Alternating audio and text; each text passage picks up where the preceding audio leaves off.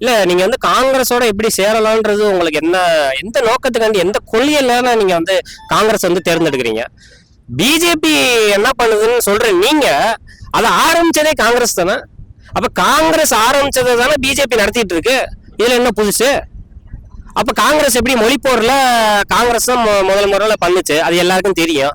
அப்ப நீங்க எப்படி காங்கிரஸோட சேரணும்னு சொல்றதே முற்போக்கு தானையா? சேரணும்னு சொல்றதே முற்போக்கு தானே நடந்துச்சு. அப்ப அந்த எப்படி நீங்க வந்து இது பண்ணீங்க? எதிர்க்கிறீங்களா இல்ல எதிர்க்கிறீங்களா? காங்கிரஸ் கட்சிகளோட சேர்றதுக்கு விருப்பமா இல்லையா? அதுதானே கேள்வி. அப்ப காங்கிரஸோட சேரணும்ன்றீங்க நீங்க.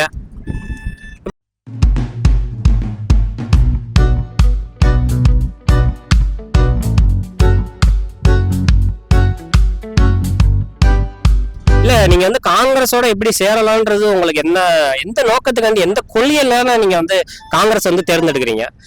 பிஜேபி என்ன பண்ணுதுன்னு சொல்ற நீங்க, அதை ஆரம்பிச்சதே காங்கிரஸ் தானே.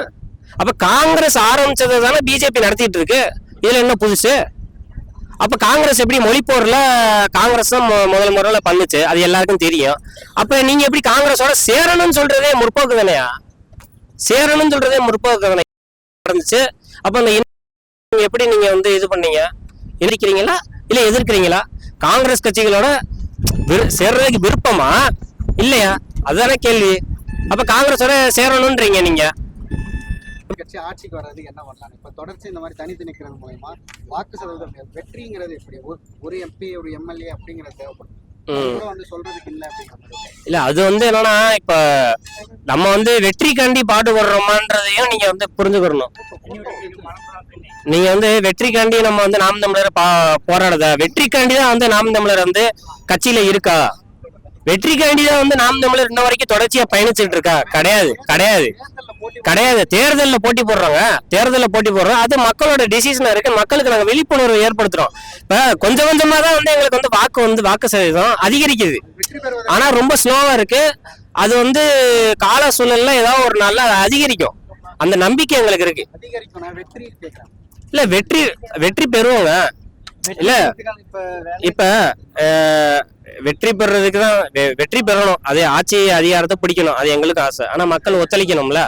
அப்ப அதுக்கு நாங்க இன்னும் விழிப்புணர்வோட போராடுறோம்.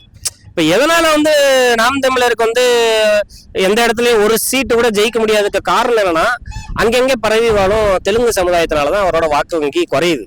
இப்ப சீமான் 45,000 50,000 ஒரு இடத்துல வந்து எடுக்கிறாரு, ஓட்டு எடுக்கிறாரு. ஆனா ஒரு 30,000 ஓட்டு வித்தியாசத்துல சீமான் தோத்துடுறாரு. அப்ப காரணம்னா, அந்த இடத்துல ஏதோ ஒரு கிராமத்திலயோ இல்ல ஏதோ பக்கத்து கிராமத்திலயோ தெலுங்கர்கள் கூட்டம் அதிகமா இருக்கு. அவங்க என்ன பண்றாங்க, அந்த திராவிட கட்சிகளுக்கு வாக்கு செலுத்திடுறாங்க. அப்ப சீமான் ஏன் ஜெயிக்கலன்னு சொல்லி நீங்க வந்து என்கிட்ட கேட்கிற மாதிரி எங்க தெலுங்கு சமுதாயத்திட்ட நீங்க கேட்கணும். தமிழ்நாட்டுல அதிகங்க. தொகுதி வாரியா நீங்க போகும்போது எப்படி இருக்கும்? ஒரு இடத்துல ஒரு இது இருப்பாங்க. ஆனா அவருக்கு வந்து ஒரு 30,000 40,000 தான் கம்மியாகுது. இப்போ ஒரு சில நாடாளுமன்ற தேர்தலில் கூட 1 லட்சத்துக்கு மேல நாம் தமிழர் எடுத்துச்சு. அப்ப ஒரு 10,000 ஓட்டு 20,000 ஓட்டு வித்தியாசத்துல தோத்துருச்சு. காரணம் என்ன? அந்த 10,000 20,000 தெலுங்கர்கள் ஓட்டுனால கூட அது காலியா இருக்கலாம்ல.